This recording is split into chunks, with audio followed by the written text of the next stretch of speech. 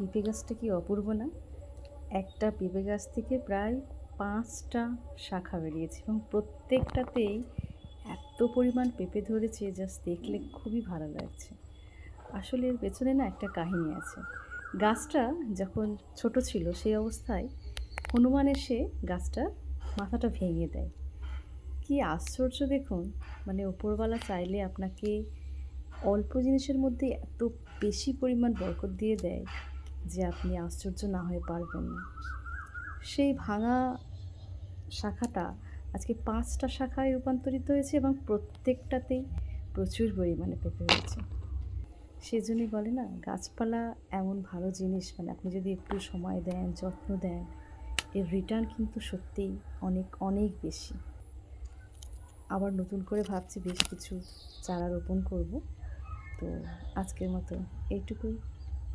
ভালো লাগলে অবশ্যই লাইক করবেন।